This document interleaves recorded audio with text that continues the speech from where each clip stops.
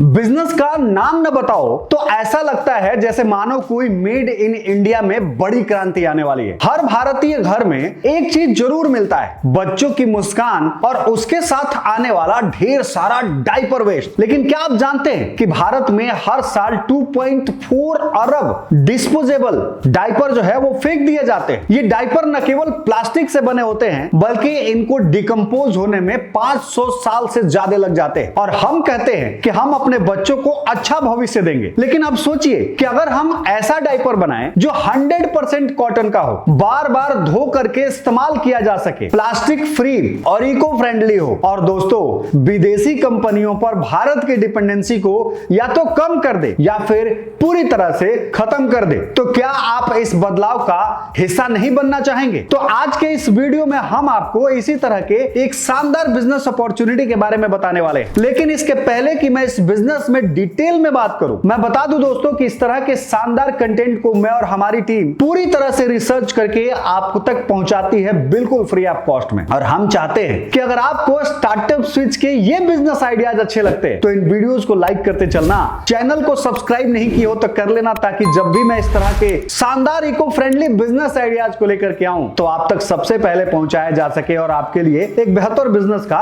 राज खोला जा सके। तो चलिए शुरू करते हैं। आज हम जिस बिजनेस के बारे में बात करेंगे ये है reusable diaper fabric manufacturing business, यानी कि फ्यूचर का क्लीन और प्रॉफिटेबल बिजनेस अपॉर्चुनिटी। लेकिन अब आपके दिमाग में एक बात जरूर आ रहा होगा कि आखिर हम इस बिजनेस को क्यों शुरू करें, आखिर क्या है मार्केट भारत के अंदर। तो दोस्तों आपको जान करके हैरानी होगी कि इंडिया के अंदर हर साल लगभग 2.5 करोड़ बच्चों का जन्म होता है। माताएं अब पर्यावरण और अपने बच्चे की स्किन को लेकर के पहले से ज्यादा जागरूक हो रही है। डिस्पोजेबल डायपर की डिपेंडेंसी को कम करना बेहद जरूरी है और अभी तक इंडिया में कोई मास स्केल पर डोमेस्टिक ब्रांड नहीं है, मतलब कि कंपटीशन कम है और डिमांड ज्यादा है। लेकिन फिर भी आपके दिमाग में एक बात जरूर आ रहा होगा कि चलो इंडिया में कोई नहीं है लेकिन इंटरनेशनल स्तर पर कोई तो होगा जो इस तरह के बिजनेस को कर रहा होगा, जिसको देख करके और हमें इस बात की तसल्ली हो सके कि इंडिया के अंदर भी हम चाहे तो कर सकते हैं। गूगल पर सर्च करिएगा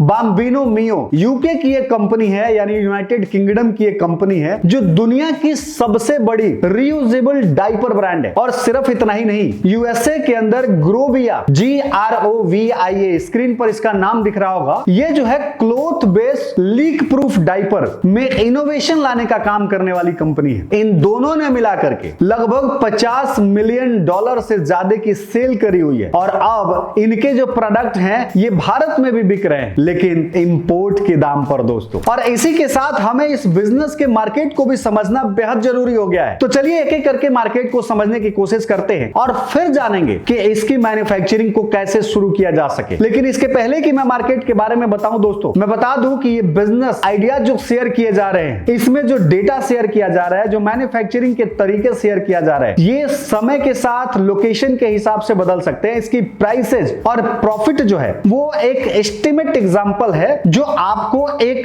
प्रॉपर प्लान बनाने में मदद कर सकता है। लेकिन अगर आपको बिजनेस की शुरुआत करनी है तो सबसे पहले अपने तरफ से इसमें रिसर्च करने की जरूरत है, आपको समझने की जरूरत है इस बिजनेस को इन डेप्थ, और फिर इस बिजनेस में आ करके और बिजनेस की शुरुआत करनी चाहिए। तो दोस्तों अब सबसे पहले समझते हैं मार्केट के डेटा के बारे में। देखिए दोस्तों, इंडियन बेबी केयर का जो मार्केट है आज के समय में 2024 का मैं डेटा बता रहा हूं, ये लगभग 2.2 लाख करोड़ का है और यहीं पे रीयूजेबल डायपर सेगमेंट का जो एस्टिमेटेड मार्केट साइज है ये लगभग 20,000 करोड़ का है। और अगर हम ग्रोथ को देखें, CAGR को देखें, यानी एनुअल कंपाउंड ग्रोथ को देखें, तो यहां पर 12.5% का हर साल ग्रोथ जो है वो देखने को मिल रहा है। इसका मेजर डिमांड अमेज़न पर, फर्स्ट क्राई ब्रांड और D2C ब्रांड पर सबसे ज्यादा है। इससे एक बात तो क्लियर है कि जो बिजनेस है इसकी डिमांड भी है और इंडियन मार्केट में अच्छा चलने की संभावना भी है। लेकिन अगर आप बिजनेस को करना चाहेंगे तो आपको इसमें मेहनत भी करना पड़ेगा, आपको इस बिजनेस को समझना भी पड़ेगा और मार्केटिंग भी करना पड़ेगा। तो आप समझते हैं कि इस बिजनेस को शुरू कैसे कर सकते हैं और इसकी मैन्युफैक्चरिंग करने में क्या क्या स्टेप्स की जरूरत पड़ती है। यह बिजनेस सिर्फ कपड़े को सिलने से नहीं बनेगा, एक टेक्निकल और इमोशनल समाधान भी देना होगा जो बच्चों को रेसे से बचाता है और धरती को प्लास्टिक से बचाता है। आज हम इसको इन डेप्थ समझने की कोशिश करेंगे कि आपको यह बिजनेस कैसे शुरू करना है। आज मैं आपको कुछ स्टेज बताऊंगा। सबसे पहले स्टेज में आपको क्या करना है कि फैब्रिक का चुनाव करना है, बेहतरीन रियूजेबल फैब्रिक का चुनाव करना है। देखिए किसी भी डायपर के अंदर 3 लेयर होता है। पहला होता है इनर लेयर, उसके इनर लेयर होता है जो ब्रस्ट कॉटन या फिर बैम्बूज यानी जो एंटी रस्ट होता है उससे बनाया जाता है। इसके बाद जो दूसरा लेयर होता है वो होता है मिडिल लेयर, यानी कि जो माइक्रो फाइबर जैसे हेम्प्स हो गए इसको यूज करके बनाया जाता है जो 200 से 300 ml लिक्विड को एडॉप्ट कर सके, ऑब्जर्व कर सके। तीसरे लेयर पर आता है आउटर लेयर जो PUL या TPU से लीक प्रूफ एंड ब्रीथेबल बनाया जाता है, मतलब कि उसके अंदर का हवा जो है वो पास हो सके। इन 3 लेयर में बनाया जाता है। अब अगर आपके दिमाग में ये क्वेश्चन आ रहा होगा कि यार इसके सप्लायर कहां से मिलेंगे, तो तिरुपुर, सूरत, लुधियाना या फिर इसके रोल्स लेना हो तो आप अलीबाबा से रोल्स ले सकते हो। अब दूसरे स्टेज में आते हैं, यहां पर हम कटिंग करते हैं, इसकी शेपिंग करते हैं और स्मॉल मीडियम साइज के पैटर्न के हिसाब से हम इसको डिजाइन करते हैं और मैनुअल लेजर कटिंग मशीन का यहां पे इस्तेमाल किया जाता है। इनर, मिडल और आउटर शेप को डिजाइन किया जाता है। यहां पर एक्यूरेसी बढ़ाने के लिए CAD यानी CAD डिजाइन के टेम्पलेट्स को आप चाहे तो इस्तेमाल कर सकते हैं। स्टेज 3 के अंदर हम स्टिचिंग करते हैं। लेयर को इनर लेयर के साथ साथ जिगजैग मोशन में हम स्टिचिंग करते हैं ताकि ये प्रॉपर तरीके से हो जाए और इसके बाद हम इसकी ब्रांडिंग करते हैं और हम जो है इसको आगे सेल करने के लिए रेडी कर देते हैं। इसके ऊपर आप चाहे तो पॉलिस्टर की कोटिंग कर सकते हैं जो लॉन्ग लाइफ के लिए बेहतर साबित हो सकता है। अब बात आती है दोस्तों मशीनों की। इसके अलावा चौथे स्टेज में हम साइज के हिसाब से इसको प्रॉपर तरीके से इसमें वेलक्रो वगैरह जो लगाने की जरूरत पड़ती है वो लगाते हैं, बटन्स वगैरह लगाने की जरूरत पड़ती है और फाइनली हमारे पास एक डायपर बनके रेडी हो जाता है जिसको हम मार्केट के अंदर आराम से सप्लाई कर सकते हैं। इसमें हम और भी चीजों को यूज कर सकते हैं, जैसे नेचुरल चीजों को यूज कर सकते हैं, हाइजीन मेंटेन करने के लिए कोटिंग कर सकते हैं। तो ये सारी चीजें जो है वो इसके अंदर हम लोग डाल सकते हैं। अब बात करते हैं दोस्तों लागत की। तो लागत के हिसाब से यहाँ पर जो स्क्रीन है यहाँ पर पॉज करके देख लीजिएगा कि इसको स्टिचिंग में कितना टाइम लगता है, पैकिंग में कितना टाइम लगता है। तो लगभग 11 मिनट का टाइम लगता है